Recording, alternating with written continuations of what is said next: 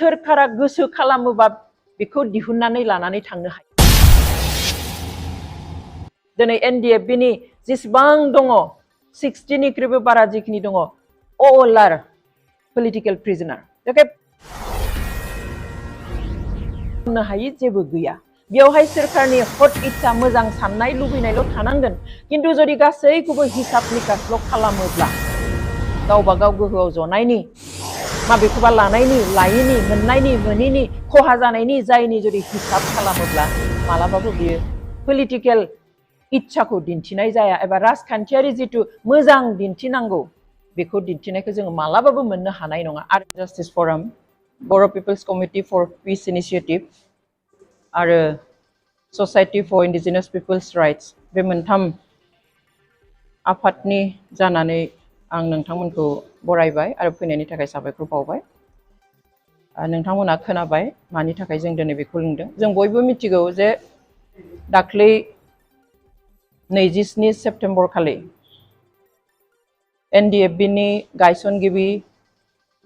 आफादगिरि D.R. नाब्ला एबा रन्जन दैमारिखौ लाफानानै बिथांमोननि माखासे दैदेनगिरि आरो केडार्सफोरखौहाय मानगोनां हाइ कर्टआ आरोबाव खनसे थैजासिम जेलाव थानायनि साजा फोसावो। जों बयबो मिन्थिखायो जे थांनाय 2019 मायथाइनि 30 जानुवारियावहाय बिथांमोनखौ लवार कर्ट एबा CBI नि लवार कर्टआ बेबादि साजा फोसावदोंमोन। गासै 15 आफादनि दैदेनगिरि आरो मावथिफोरनि गेजेराव 7खौ एक्विट खालामनानैहाय 10खौ थैजासिम जेलाव थानायनि साजा होदोंमोन। बेखौहाय जोङो चेलेन्ज खालामनानै हाइ कर्टआव लांफिनदोंमोन, खारन बे बिजिरनायखौ जोङो सुखुखायाखैमोन बा जाफुंनाय बादि जों मोनाखैमोन, उचित बिसार खालामनाय बादि जों सानाखैमोन। बेवहाय बेखौ हाइ कर्टआव एपिल खालामफिननाय जादोंमोन। हाइ कर्टआवहाय बिजिरनानै थांनाय 27 सेप्तेम्बराव जि राय होबाय बेवहाय 10नि मादाव 4खौ एक्विट खालामो, नाथाय गुबुन 6खौ आरोबाव लवार कर्टआ जा साजा होनाय बे साजाखौनो बाहाल लाखियो एबा थैजासिम जेलाव थानांनायनि साजा फोसावफिनो। दा बाथ्राया जाबाय जेब्ला 2019 मायथाइयावहाय लवार कर्ट CBI कर्टआ जेब्ला बे साजाखौ होदोंमोन अब्ला NDFB जों सावरायनाया सोलिगासिनो दंमोन। पिस एकर्ड जाथ'वाखैमोन एबा सान्थि गोरोबथाया जाथ'वाखैमोन। बेनि उनाव साजा होबाय, जेलाव थानांबाय। जेलाव थानाय समावनो आसाम सोरखार एबा स्टेट सोरखार आरो सेन्ट्रेल सोरखारा बिथांमोनजों एकर्ड खालामो एबा गोरोबथा खालामो। गोबाङा बुंनो नागिरो जे कनभिक्ट जानाया बेखौ बियो आयेननि गेजेरजोंनो थांथारगोन। अब्ला बेबो मोनसे सोंलु एबा आयेनाव बेबो दोङो जे कनभिक्टेड मानसिजों एबा कनभिक्ट जानाय मानसिजों सोरखारा खुनु खामानि मावनो हाया। कनभिक्ट जानाय मानसिजों माबादिहाय 2020 मायथाइनि 27 जानुवारियाव बोरैहाय गोजोन गोरोबथाखौ खालामखो? अब्ला पिस एकर्डनि गोजोन गोरोबथानि ओंथिया बहा थाखो? दिनै NDFB हाथियार लानानै जि सोमावसारनाय बर' हारिनि मोनथाय गांनाय उखैनायखौ सुफुंनो थाखाय नासयनाय, नाख्रेबजानाय, सोबख'जानाय बेफोरनिफ्राय उदां खालामनो थाखाय बे सोमावसारनायखौ सोरखारा एक्नलेज खालामदों, स्वीकार खालामदों, खालामनानै बुंदों जे बिसोरो गुबुन टेररिस्ट संगठन बादि नङा, जे बिसोर गावसोरनि मोनथाय दङ, बेनिखाय बेबादि आखायाव हाथियार लानानै बेबादि खुद्रिखांदों आरो बेनिखायनो एक्नलेज खालामनानै सोरखाराबो सिज फायार खालामदों आरो NDFB निफ्रायबो सिज फायार खालामदों। बेनि उनावहाय सावरायनाया जागायजेननो थाखाय, सावरायनायखौ लांनो थाखाय इन्टारलकिउटर एपइन्टमेन्ट होदों। अब्ला बिनि उनावहाय सावराय फैनानै जेब्ला एकर्डआ जायो अब्ला बे एकर्डखौ खालामनायनि उनाव जायफोरनि सोमावसारनायखौ एक्नलेज खालामनानै स्वीकार खालामनानैहाय बिथांमोनजों एकर्ड खालामबाय, अब्ला बिथांमोनखौ आरो जेलाव दोनफिननायनि बाथ्राया बहा थाखो? दिनै जों बेखौ बुंनो सानो, जों साननो बाध्य जादों जे दिनै जि कर्टफोर दङ, हाइ कर्टआनो जा लवार कर्टआनो जा, बेफोरो पलिटिक्सनि बारगा नङा। जों सानदोंमोन उदाङै बिसार खालामनो हायो, नाथाय जों जि नुबाय उदांथि गैया। बेयावहाय पलिटिकेल इन्टारफेरेन्स जायो, राजखान्थियारि बेयावहाय आखाइ फोलावनानै बेयाव खामानि मावहरो आरो जों बेखौ बेल' नङा नोंथांमोना हयथ' मिन्थिया जानो हागौ बा जोंनि रायजो राजाया मिन्थिया जानो हागौ जे माबादिहाय 2020 मायथाइयाव एकर्ड खालामनो थाखाय बिथां एनडिएफबिनि फाउन्डार प्रेसिडेन्ट डिआर नाब्लाखौ जेलनिफ्राय बोरै लानानै थांनाय बेखौ हयथ' गोबां रायजो राजायानो मिन्थिया बेयावबो ओइखालि जुदि सोरखारा इन्टारफेरेन्स खालामामोनब्ला सोरखारा गोहो बाहायामोनब्ला मालाबाबो कनभिक्टेड मानसि सासेखौ बिदि लांनो हायामोन आरो जुदि बेयाव बिदि खालामनो हाबायब्ला नैबेयाव आफ्टार एकर्ड मानो सोरखारा बेयावहाय गावसोरनि हट इच्छा मोनसे दिन्थिनो हायासै 2020 मायथाइयाव सोरखारा हरखाब आंखौ 21 जानुवारि खालि फन खालामनानै बुंहरबाय तपन डेका आइबिनि जइन्ट डिरेक्टर बे समावहाय जे अंजलि তোমালোকৰ এডভকেটক কোৱা ৰঞ্জনৰ কাৰণে বেল ফাইল কৰিব লাগে মই আগতেই কৈছো ৰঞ্জনৰ অবিহনে চুক্তি নহয় रन्जन गैयाब्ला बे सुक्तिया जानो हाया बेवहाय आं बेखौ खालाममारबाय नोंसोर इमिडिएट नोंसोरनि एडभकेटखौ बुंदो बेल फाइल खालामनांगौ कोर्टआव आं जोंनि एडभकेटखौ बुंहरबाय ओइखालि जोंनि एडभकेटआ गुवाहाटीयाव गैयामोन कार्बि आंलंआव थांदोंमोन बेनि उनाव बै समनि चिफ मिनिस्टार सनवालनि सर्बानन्द सनवाल बिथांनि लिगेल एडभाइजार शान्तनु भरालिया फन खालामलायना बुंबाय बायद' हुनकाले करक आं होनबाय जोंनि एडभकेटआ गुवाहाटीयाव गैया जिखि जाया ओइखालि बिथाङा हराव सफैबाय एडभकेटआ बिनि अखानायै बिथाङा होनबाय आं दिनै सम लानांगोन बेल पेटिशनखौ आङो बानायनो नांगोन स' 22 तारिखआव बेखौ बिथाङा प्रिपेयार खालामनो थाखाय सम लाबाय जोंनि एडभकेटआ 23 तारिखआव एबा 23 जानुवारियावहाय बेखौ कोर्टआव साबमिट खालामबाय बेल पिटिशनखौहाय बिनि उनाव 24 जानुवारि 24 जानुवारियावहाय हियारिं उथिबाय फुं बाहागोआवनो हाइकोर्टआ बुंबाय जों बेल होनो हाया सोरखारा जुदि माबाफोर लेखाफोर हरोब्ला सोरखारा जुदि माबाफोर बुंहरोब्ला इन्सट्राक्शन होयोब्लासो जोङो बेल होनो हागोन होननानै बेनिखाय दिनैनि थाखाय बे हियारिंखौ बेयावनो फोजोबनाय जाबाय फैगौ समबार खालि आरो हियारिं लाफिननाय जागोन बेनि उनाव बे खुरांखौ आंखौ खोन्थाहरबाय एडभकेटआ जे নহ'ल बेलটো सरकारे बोले किबा कागज पत्र দিব লাগিব सरकारे बोले किबा इन्सट्राक्शन দিব লাগিব তেতিয়াহে হ'ব सोरखारा इन्सट्राक्शन हरबासो जागोन आं लोगो लोगो आइबिनि जइन्ट डिरेक्टर तपन डेकाखौ फन खालामबाय जे এনেকুৱা এনেকুৱা কথা बेल নহ'ल আপোনালোকে बोले किबा कागज দিব লাগে हेतु दिलेहे হ'ব बे बागदावखांबाय आं सोमबारলৈ पिसुवाले सोमबारলৈ आको हियारिंটো হ'ব बे सोमबारे केइ तारिख आं 27 एटुটো নহ'ব 27 तारिखे आमी कामটো কৰিम बुलियै भाबिसु 27 तारिखआव जों खामानिखौनो मावगोन सानदों से बिदिबाथ' जानाय नङा आंनो नोंथांमोना मा मावनो हायो नोंथांमोननि खोथा बोरै मावनांगौ आं खबरखौ होनांगौ होबाय आरो बिथिं आङो चिफ मिनिस्टारनि आसामनि चिफ मिनिस्टारनि लिगेल एडभाइजार शान्तनु भरालिनोबो एखे आं रादाबखौ हरबाय बिदि सोरखारनिफ्राय जुदि माबा मोनसे इन्सट्राक्शन फैयाब्ला बेल होआ होनबाय नंगौ नामा जों माबा मोनसे खालामनांगोन बिनि उनाव बिपिएफनि गोबां लिडारफोर आदा नाब्ला मोनखौ लोगो हमनो थाखाय जेलाव थांनो फैदोंमोन एखालि आंखौबो लिंहरबाय जेलाव नोंथाङाबो फैनांगौ होननानै आंबो थांबाय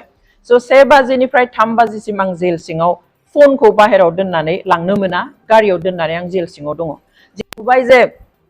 गोबां मिस कल आइबि तपन डेका बिथांनिफ्राय आरो सीएमनि लिगेल एडभाइजार शान्तनु भरालिनिफ्राय आं शान्तनु भरालि बिथांखौ सिगाङाव कल खालामबाय अब्ला बिथाङा होनबाय रन्जन दैमारि बिथाङा जेलनिफ्राय ओंखारनो गोसो गैया नामा नोंथांमोना जोंखौ मानो इगनर खालामदों आंनो मानो बेबादि बुंदों अब्ला होनबाय नोंथाङाबो फन दैखाङाखै जों बेसेबां फन खालामदों नोंसिनि एडभकेटआबो फन दैखाङाखै बेसेबां जों कल खालामदों आं होनबाय एडभकेटआ सानाव फन हमनो असुबिदा खारन बिथाङा कोर्टआव दङ साइलेन्टआव दोनो बिसोरो कोर्टआव थानायाव फन लाया आरो आं जेलाव दङमोन आदाखौ लोगो हमनो थाखाय माखासे आलासि फैनाय स' आं बिसोरजों दङमोन नों मिथिखायो जे आं फनखौ सिङाव लांनो हाया अब्ला बिथाङा बुंबाय जे सेन्ट्रेल सोरखारनो रन्जन दैमारिखौ नांथारगौ बेवहाय सोरखारनिफ्राय जि मावनो गोनां बेखिनिखौ मावनानै हरजोबबाय आरो दा नैथि खेबनि थाखाय 3 बाजियाव दा हाइकोर्टआव रन्जन दैमारिनि बेलनि हियारिं जागोन नों जेराव दङो जेरै दङ नों हाइकोर्टआव दानो थांदो आं फुंनिफ्राय जेबो जायाखैमोन जानो जिरायहांदोंमोन हटेलाव आरो बेखौ आङो जाया लोङा खारनानै आङो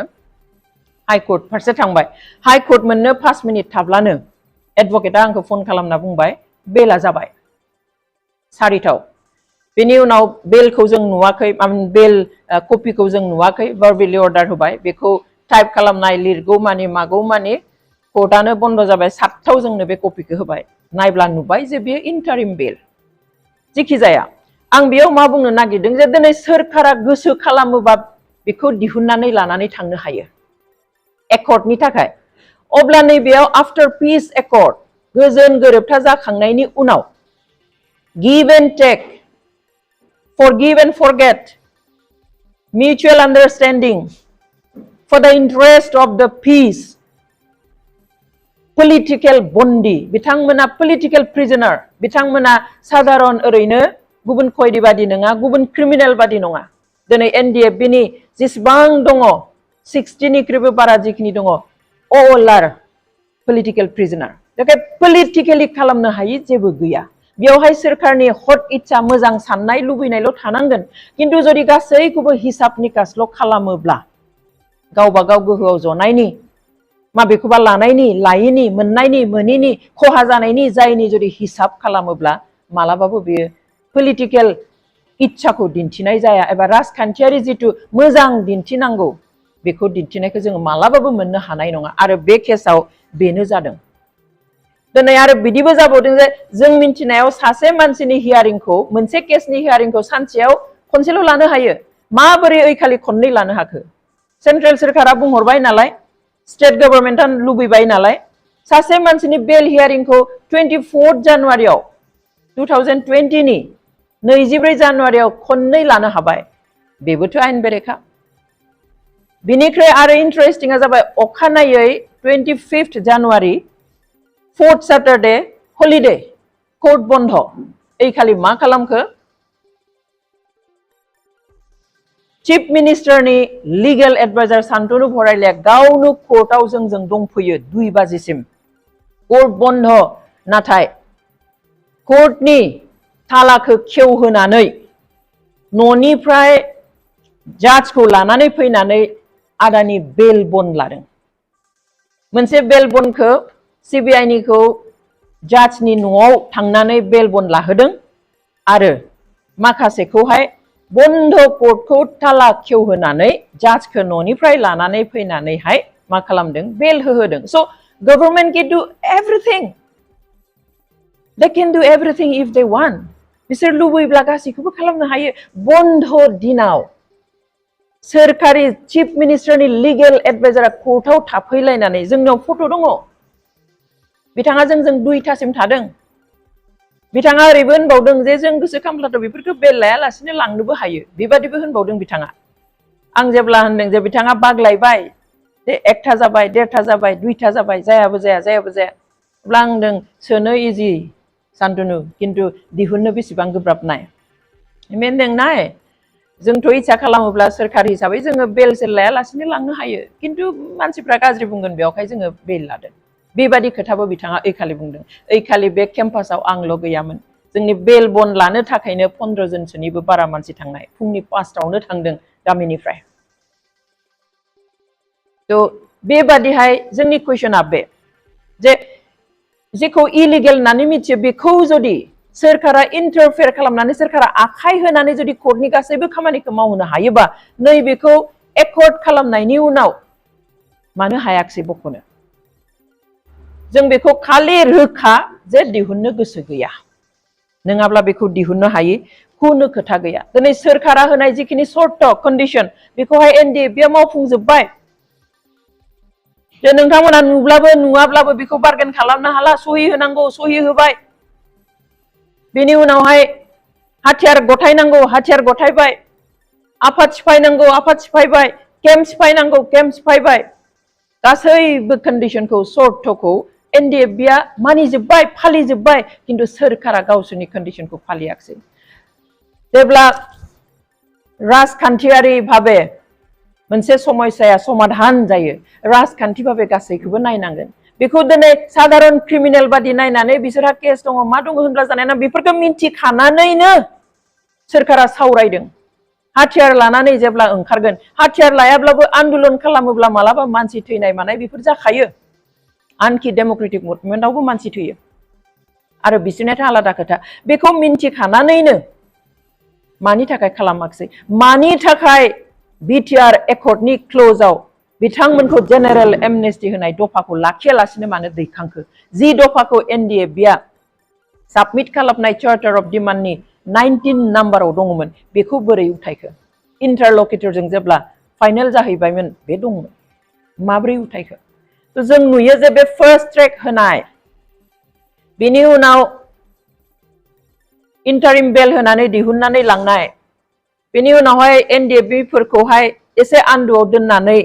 मेम'रेन्डामखौ बानायनाय मेम'रेन्डाम अफ सेटलमेन्ट जेराव साइन होगोन बेखौ बानायनाय बेफोर गासैबो प्रि प्लानखा जाहाथे एनडिएफबिखौ साप्रेस खालामनानै दोननो हायो सोरखौ सोरबाया जाहाथे गोजौआव थांनो हायो आरो बेयावहाय गोजौनि दिनै आसामनि चिफ मिनिस्टारा गावनि सिमांखौ जाफुंहोनो थाखाय मोनसे सिमां दिनै जोंनि सोरबा सोरबा दैदेनगिरिफ्रा गावबा गावनि सिमांखौ जाफुंहोनो मोनसे सिमां मोनसे राहा लामा बेबादिहाय गासैबो खालामबाय अब्ला हारिनि थाखाय सोर सानगोन गुबुनाथ' सानखाया जोंनि दैदेनगिरिफ्रा सानाब्ला गुबुना बोरै सानगोन जों गासैखौबो नुदों क्लियार दिनै रायजोनि सिगाङाव बै समाव सोर चिफ मिनिस्टारमोन बिनि उनाव सोर चिफ मिनिस्टार जानो लुबैनाय आसामनि बिथाङा जोंनि बिटिसिआव जाय दैदेनगिरि जाय चिफ दंमोन बिथाङा थाब्ला सापर्ट मोनगोन ना मोना बेफोरखौ नायखाजोबनानै थाराथारि जोंनि बिटिसिनि इलेक्शना मार्च मासाव जागोनखाय जानुवारियाव जिखुनु प्रकारै लुबैहोनानै फाव फान्दायनानैहाय एग्रिमेन्ट खालामनानै जिखुनु प्रकारै जोंनि बिटिसिआव खर' सोनाय बेनिफ्राय जोंनि जि मोननाय बेखौ सिलिंखार खालामनाय आरो बेबादि जि हास्थायनाय गुबुनारिनि बेयाव जोंनिया आखाइ होबाय बेयाव गाब्रनानै लानानै दिनै जों गावजों गाव हाद्रि सारलायलायबाय थादों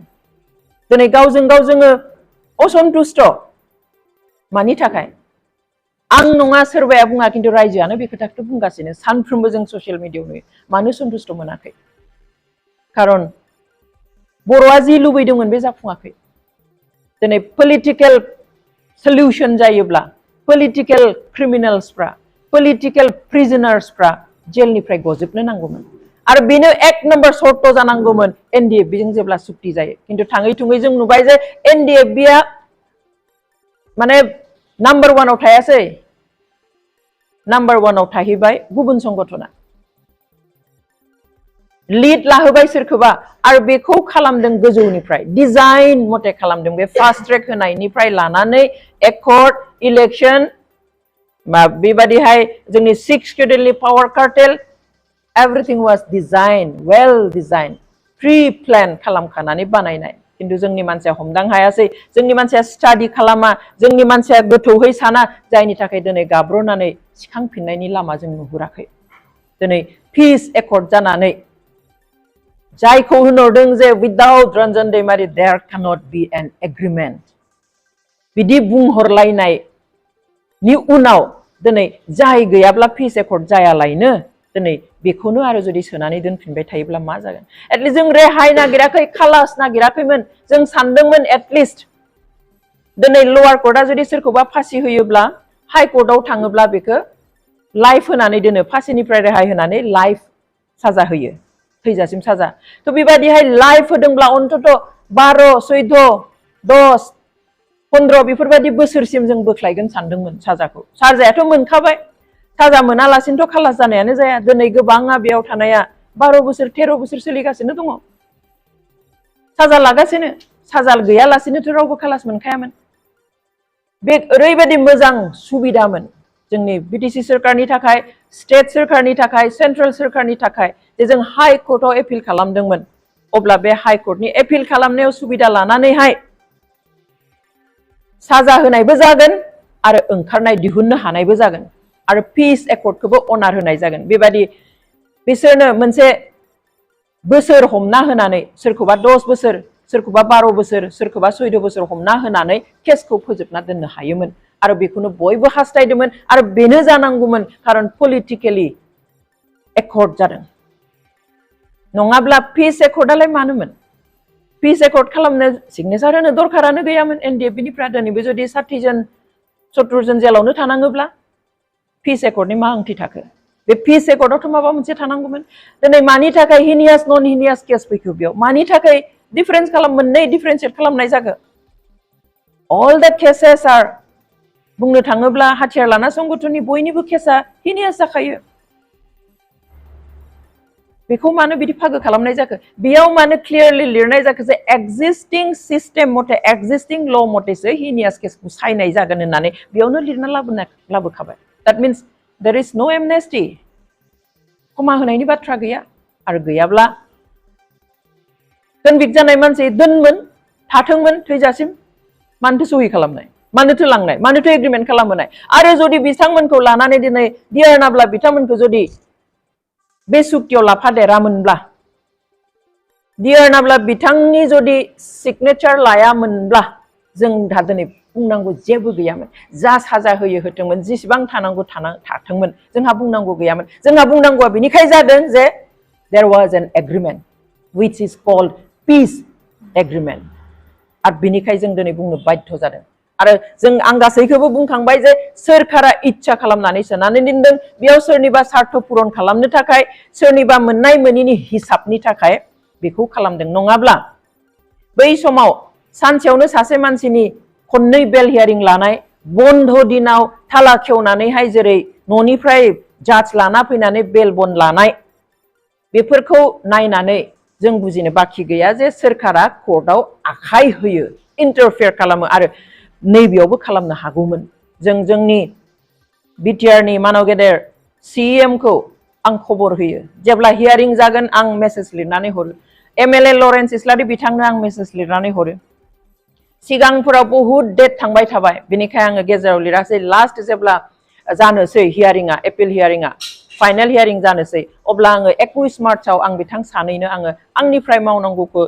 माने इनफरमेशन होनांगौखौ आं होदों गोबाङा बुङो आंहा अहंकार दङ आं लिडारफोरखौ कन्टेक्ट खालामा आं खालामो आनखि सीएम जानायनि उनाव प्रमोद बर'खौ आं लोगोबो हमदों गुवाहाटीनि बड'लेण्ड गेस्ट हाउसआव आदामोननि बे केसखौ लानानैनो बिनि उनाव दाख्लै 21 मार्चआव बिथांनो लिरहरदों आं मेसेज हरदों जे आदाजों लोगोसे जाखिनि सिबिआइ केसआव दङ बिथांमोननि फाइनाल हियारिंआ जासिगोन आं लरेन्सनोबो लिरदों सानैबो आंनो जेबो रिप्लाइ होआखै नायनानै दोनदों बिनि उनाव प्रमोद बर' बिथाङा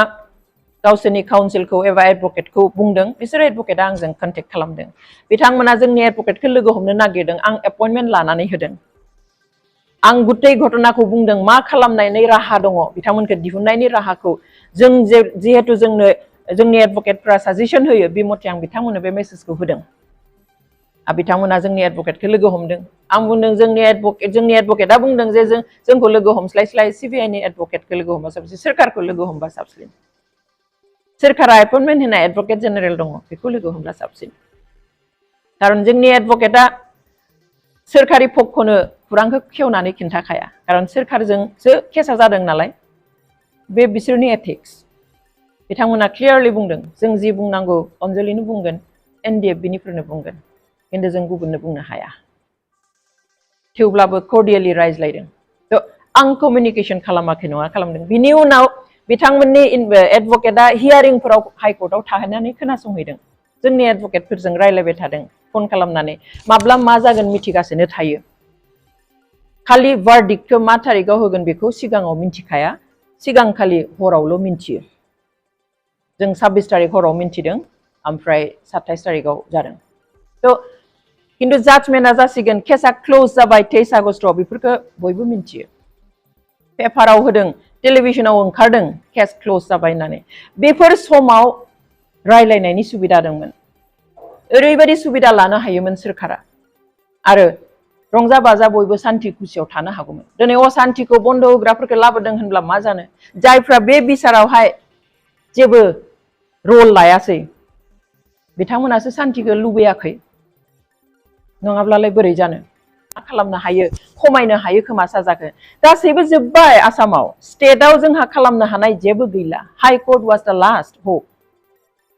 हाइकर्टनि उनाव जों थांनो हाला दिनै हाइकर्टआवनो जुदि इनफ्लुयेन्स खालामनो हायाखै हाइकर्टखौनो जुदि बुङाखैब्ला दिनै जोंनि लिडारफ्रा सुप्रिम कर्टआव जोङो केसखौ लांफिनोब्ला सुप्रिम कर्टआव सोरखौ बुंनानै दिहुनहोगोन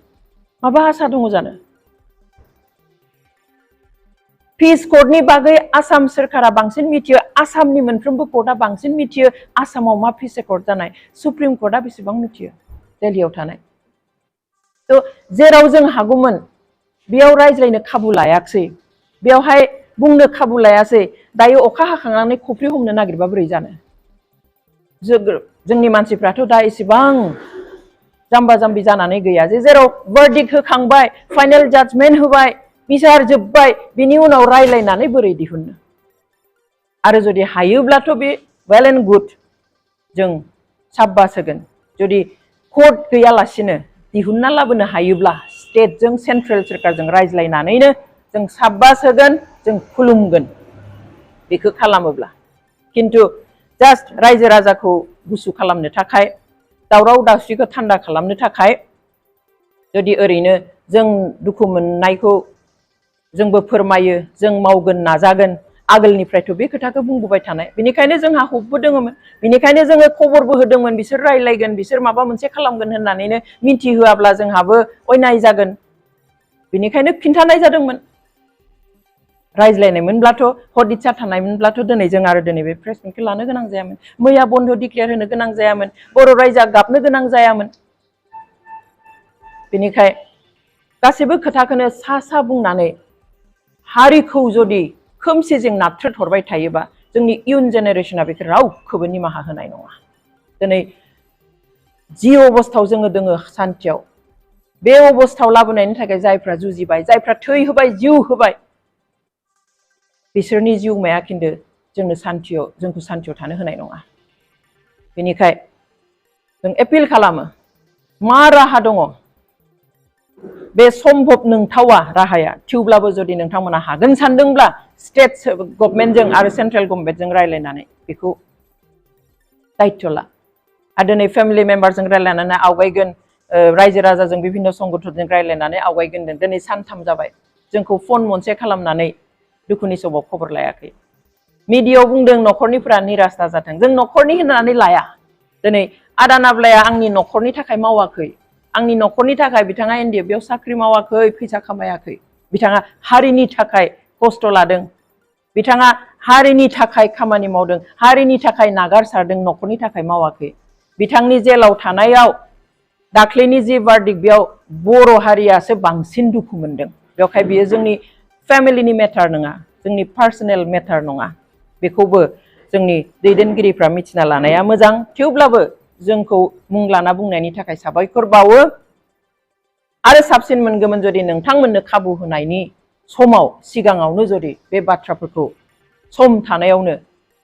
सेन्ट्रेल आरो स्टेट गभर्नमेन्टजों रायलायनानै बिनि राहा लानायमोनब्ला दिनै जेब्ला सोरखारा गोसो जादों बाहायदों गोसो जादों गारनानै दोनदों बे बिटिआर जि गोरोबथा बे गोरोबथाखौ जोङो मालाबाबो एनडिएफबिनि प्रब्लेम सल्भ खालामनो थाखाय खालामनाय सुक्ति होनना जों बुंनो हाया बर' हारिनि मोन्थायखौ सुफुंनो थाखाय खालामनाय सुक्ति होनना जों बुंनो हाया बे सुक्तिया जाबाय जास्ट सोरखौबा पलिटिकेलि एकमडेट खालामनो थाखाय खालामनाय मोनसे पलिटिकेल एरेन्जमेन्ट एन्ड नाथिं एल्स बेखौ दिनै साफ्रोमबो बर'आ बुजि मोनबाय नङाब्ला जोंनि थाखानाय जिफोर मोन्थाय बेफोरखौ दिनै कार्टेल खालामनानै जोंनि आथिं आखाइ खोमा दानख्लाबनायनि हाबाफारि लानाय नङामोन बे सुक्तिनि गेजेरजों नङाब्ला दिनै जेलाव आरो थाबावनाय नङामोन बे सुक्तिनि गेजेरजों बयबो फैगौमोन दिनै मिन्थियागारा बिथां प्रमद बर' सिएम बिथांमोनाबो बुंदोंमोन बे सुक्तिनि गेजेरजों गबाय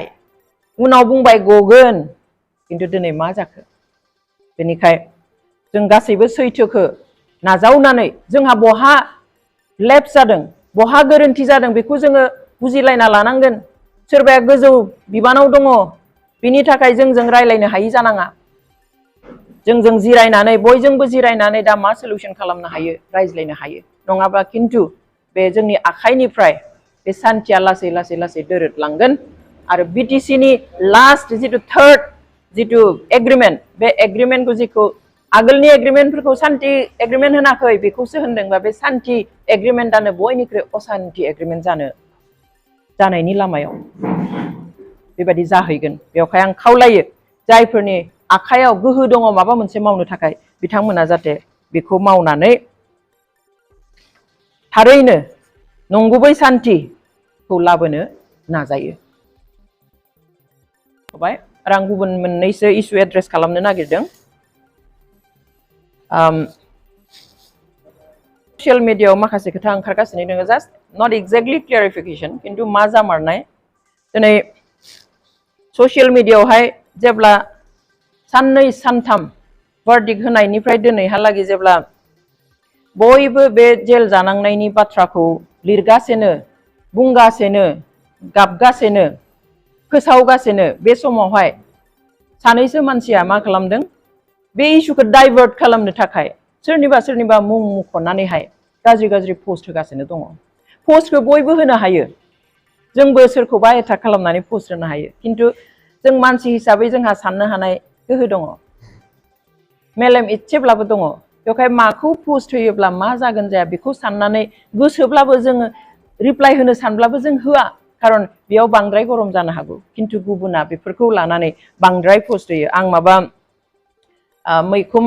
बसुमतारी ना मा बिथाङा मोनसे पोस्ट होदों जे बोसोरनैसोनि आगोलाव माने खै बोसोरमाननि सिगाङावहाय सापागुरिनि सिगनेट हटेलाव मोनसे मिटिं जादोंमोन बे मिटिंआव फास्ट ट्रेकखौ लागोन ना लाया बिनि सायाव सावरायनाय सोर बेखौ लाहोनाय बेबादि मोनसे खोथा बुंदों आं बेखौ जिहेतु आयेनजों जरित खोथा आङो पार्सनेल खोथाबा आं रिप्लाइ होआ आंखौ सोरबा गाज्रि बुंब्लाबो आं मालाबाबो बुङा आं बिनि फिननाय होआ किन्तु बियो आयेनगत खोथा एनडिएफ बिनि बे गिदिर जेंनाजों जरित खोथामोन बेवहाय आं बेखौ बुंनो नागिरदों बिनि सिगाङावबो सोरबाया एसे बुंदोंमोन किन्तु इलेक्शन बोथोराव बुंनायखाय आं बिनि फिनखौ होआखैमोन दा गोदानहै बुंफिननायखाय आं बेखौ एसे बुंनो नागिरदों 2017 नि 28 नभेम्बराव सोरखारनिफ्राय मोनसे प्रेस स्टेटमेन्ट ओंखारबाय पेपारफ्राव मिडियाफ्राव जे 1 डिसेम्बरनिफ्राय फास्ट ट्रेक बिजिरनाया जागायसिनगोन 2017 बेनिफ्राय 1 डिसेम्बरनिफ्राय जाबाय थ' बियो 28 तारिखनि पेपाराव ओंखारदों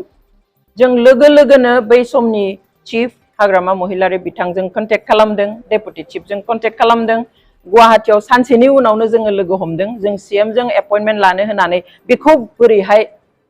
खमायनो हायो खारन फास्ट ट्रेक होनाय लोगो लोगो सानफ्रोमबो जागोन जोंनि एडभकेटआ गुबुन गोबां केस दङ बियो जोंनि केसखौल' सानफ्रोमबो बे एटेन्ड खालामनो हाया ओजों आरो फास्ट ट्रेक होयोब्ला मा जाहैगोन जों बयबो मिन्थिगौ बेवहाय जों बेखौ होजानो बानानै जाहाथे फास्ट ट्रेक होनायखौ बन्द खालामो बिनि थाखाय जोङो सावरायदों बिथांमोनजोंल' नङा बै समनि आईबीनि जइन्ट माबानि नर्थ इस्टनि जइन्ट डिरेक्टर तपन डेका बिथांखौबो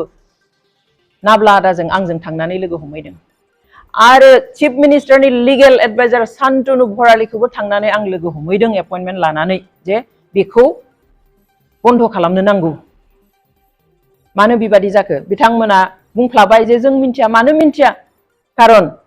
पेपारावनो होबावदों नभेम्बरनि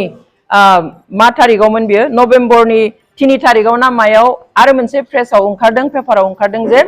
बे फास्ट ट्रेकखौ सोरखारा आसाम सोरखारा एप्रुभेल होबाय गनायथि होबाय होननानै स' बेफोर मथे जायै मा जाखो सोरखारनि डिसिसन हाइकर्टनि हास्थायनाय बेबादिहाय फास्ट ट्रेकआव थांबाय 1 डिसेम्बरनिफ्राय जों होबथानो सानब्लाबो होबथानो हायासै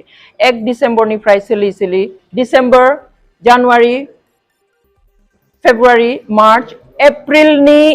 28 तारिखआव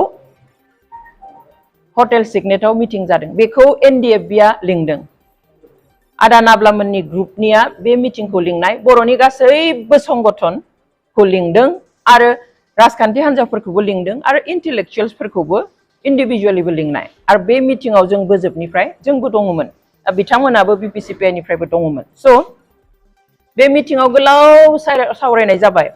जे आदामोननिफ्राय एनडिएफबिनिफ्राय बुंनाया बेनो जे मानो पिस प्रसेस जाबाय थानायाव मानो दिनै फास्ट ट्रेकआव होखो सोरखारा जुदि जोंनि समयसाखौ एसेबो सानाब्ला डिआर नाब्लाया एसेबांहालागै बुंनायखौ आंहा गोसोआव दङ जे बर'नि समयसाखौ समाधान खालामनो नागारनानै जुदि जोंखौ जेल होनायनिसो थाराथारि दौरादौरि खालामबाय थायोब्ला रावबो जुदि बेबादिहाय जोंनि प्रति जुदि मोजां मोनसे हद इच्छा दिन्थियाब्ला दरखार जायोब्ला जों आखायाव हाथियार लाफिननोबो जों रेडि बेहालागै ओइखालि बे मिटिंआव बुंदों बे मिटिंआवहाय प्रमद बर' बिथाङाबो थांदों स्पिच होनानै ओंखारबोदों जोबजासिम गैया लरेन्स इस्लारि बिथाङा खिन्थु जोबजासिम दङमोन गुबुन गुबुन संगठननि साहित्य सभानि गासिबो दङ जोबनायाव मोनसे थांखि लानाय जायो बेयाव बे मिटिंनि थांखिया बेसोमोन जे बे फास्ट ट्रेकखौ बोरै बन्द खालामनो हानो अलरेडी 5 मास सोलिबाय 1 डिसेम्बर 17 सननि 1 डिसेम्बरनिफ्राय सोलिदों मैखुम बसुमतारी बिथाङा जुदि मिन्थियाब्ला बिथाङाथ' मिडियानि मानसि मिथिनो नांगौ गासैबो इनफरमेशन थानांगौ मिडियानि मानसिया माब्ला मा एप्रुवेल फोसावनाय माब्ला पेपाराव फोसावनाय मा तारिखनिफ्राय स्टार्ट जानाय तो ओइ खालि बेखौ होबथानो थाखायसो बर'नि गासैबो संगठनफ्रा इन्टेलेक्चुयेलफ्रा ज' जानानै सोरखारनाव नारसिनहैनांगौ जाहाथे फास्ट ट्रेकखौ दैखाङो बिनि थाखायसो बे मिटिंखौ एनडिएफबिआ लिंनाय आरो बिनि थाखायनो मिटिं जोबनायनि सिगां सिगां मोनसे कमिटि दानाय बे कमिटियाव आंखौ दोनबावाखैसो न'नि होननानै बेयावहाय साहित्य सभानि प्रेसिडेन्टखौ मुरब्बी हिसाबै लानानै विभिन्न संगठननि आनखि पार्टीनि बिपिएफनि इउपिपिएलनि एबसुनि गुबुन गुबुन गुबुन संगठननि बेयाव मानसि सोनाय आरो आबसुनिफ्राय लरेन्स इस्लारिया बेयाव सोद्रोमामोन बिथाङा जोबजासिम थादों आरो बे कमिटिया साननैसोनि उनाव चिफ मिनिस्टारनो मेमरेन्डाम होनो थांदोंमोन किन्तु चिफ मिनिस्टारखौ लोगो हमनो हायै ओइखालि चिफ मिनिस्टारनि पिएनि आखायाव होखोना सोरनिबा आखायाव मेमरेन्डामखौ गथायनानै फैदों अर्थात सीएम जों जनानै बे फास्ट ट्रेकनि सायाव बे कमिटियाबो रायलायनाय जायाखै बिनि उनाव दिनै ब्लेमखौ आंनो होदों आं सोलायनो फास्ट ट्रेकखौ लाबोनाय सोर सोर सोर मा रावजों मा बुंनो सोरबा सोरखारा सोरबा हाइ कर्टआ सोरबा सिबिआइ कर्टआ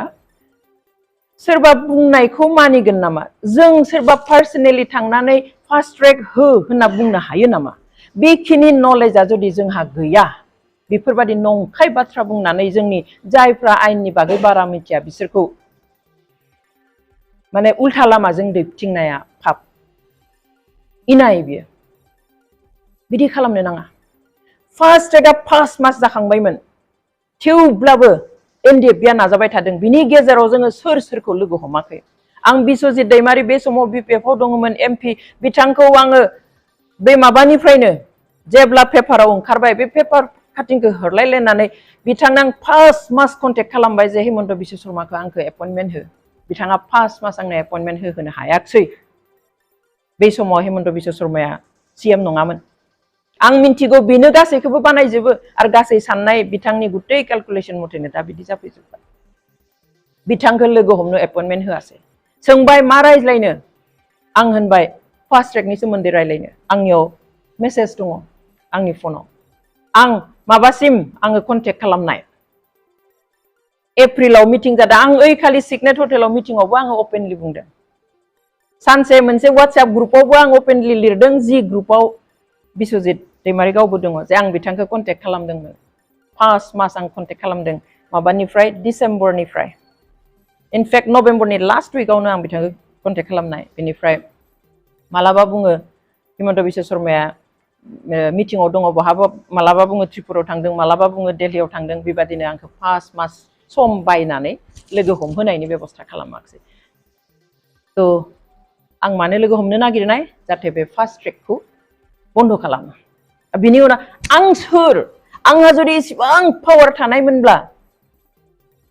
बा सोर होनो आंनो बे पावारखौ बे मिनिथाव खोथा किन्तु रोङा मालाय इसेबांथ' रोङा जानाङा बेनिखाय खम नलेजजों बायदिसिना बाथ्रा बानायनानै जोङो जोंनि रायजो राजाखौ मिसलिड खालामनो नाङा गोबाङाथ' नंगौ सानगोन सोरबाया बुंबावबाय रन्जन दैमारिया गावनो बिना लानायनो फास्ट ट्रेकखौ इज इट पसिबल हायो नामा बिनि थाखाय जोङो थाबायदिंबायदों बहा बहा सोर एमपिखौ लोगो हमदों मेमरेन्डाम होदों सोर सेन्ट्रेल मिनिस्टारखौ लोगो हमदों एनडिएफबिनिफ्राय बिजेपिनि लिडारफोरखौनो लोगो बिजेपिनि स्टेट आरएसएस लिडार पर्यन्त लोगो हमदों बिजेपिनि स्टेट प्रेसिडेन्टखौ लानानै सीएमखौ लानानै एमपि नर्थ इस्टनि अरुणाचलनिफ्राय जाय बिजेपिनि मिनिस्टार दङ बिसोरखौ सिन्थानि लोगो हमदों स' दैट जाहाथे फास्ट ट्रेकखौ बन्द खालामनो हायो हठात पेपाराव ओंखारबाय 28 माबायावहाय जे 1 डिसेम्बरनिफ्राय जासिगोन जों गोमोबाय शक मोनबाय जों दुखुजों थानो हायाखै थेवब्लाबो जों सानसेबो डिले खालामालासिनो बेखौ कन्टेक्ट खालामलाय बैखौ लोगो हमनो नागिरलाय बैनियाव थांलाय जों थांदों किन्तु जाय रावनिफ्रायबो जोङो मोजां फिननाय मोनाखिसै रावनिफ्रायबो बेखौ दैखांनायनि बाथ्राखौ जोंनो रावबो होआखिसै बिनि उनाव आरो सोरबाया बुंगोन मिथियाब्ला दाबुं मिथिब्ला बुं मिथियै खोथाखौ दाबुं मिथियै खोथाखौ बुंनानै गावनि रोङि नलेज गैयैखौ दादिन्थि जों बेफोरनि रिप्लाइ होनो गोसो जाया जोंहा समबो गैया सोरबाया दुनियानि नंबां जाबां खोथा फेसबुकाव लिरबाय थागोन जोंहा बेखौ नायै नायै जोङो रिप्लाइ होबाय थानो जोंहा सम गैया खिन्थु बियो जिहेतु बे फार्स्ट ट्रेकजों रिलेटेड नंथारै खोथाखौ फोसावदों नलेज गैयालासेनो रोंगौ बादि बुंनो थांदों बेखौ जोङो जुदि क्लियार खालामनानै होआब्ला जोंहाबो इनाय जागोन दिनै केसा जोबनानैनो फैबाय मोननै कर्टनिफ्राय आसामाव जोब्बाय आसामाव आरो खुनु लामायानो गैला बिथांमोनखौ बख'नायनि बेफोरनि सायाव बाथ्रा बुंनो नागारै डाइभार्ट खालामनो थाखाय रायजो राजाया गासैबो दिनै रन्जन दैमारि आरो जों लोगोसे 6 जनखौ आरोबाव थैजासिम साजा होनायनि थाखाय बयबो दुखु फोरमायनायखाय बिथांमोननि नाम लायै लायै लिरनायखाय दिनै बिनिफ्राय डाइभार्ट खालामनो नंबां जाबां खोथा फोसावब्ला बोरै जानो पाप नांगोन जाय बुंदों गासिबो हारिनि सार्थआव बुंदों जाय दुखु लादों गासिबो हारिनि सार्थआव दुखु लादों दिनै जेलाव थानायफ्रा गोथां मुंख्लं बिथांमोना दिनै बुंदों दाखालि जर्ज बर'आ बुंदों डन्ट वरी सिन्था खालामनो नाङा मेडाम उल्था बिसोर जोंखौ बुंहरदों जोंहा राव गोमायो दाखालि आदा नाब्लाया बुंदों बेफोर जाखायो रिभलिउसनारिस सासेनि जिउआव जों मिन्थिखायो थेवब्लाबो एकर्डनि उनाव जानायखाय आफसुस दं एकर्डआ जायामोनब्ला एकर्ड खालामहोनानै कनभिक्टेड पार्सनजोंनो एकर्ड खालामनानै थगायामोनब्ला आफसुस हयथ' बिथांमोनहाबो थानाय नङामोन दिनै बिथांमोनहाबो बे बाथ्राया आफसुस दं गभर्नमेन्टजों एकर्ड जायोबा गभर्नमेन्टनो जोंनो नांसिगौ जोंहा पिस एकर्ड जाबाय बिथांमोनजों जोंहा बेबादिहाय मोनसे सल्युशन जाबाय समाधान जाबाय बेवहाय बिथांमोनखौ जोङो दा समाजाव खामानि मावनो थाखाय नांगौ जोंहा आपत्ति गैलिया होनब्लानो खारन केसआनो सिबिआइआ सेन्ट्रेल गभर्नमेन्टनि आन्डाराव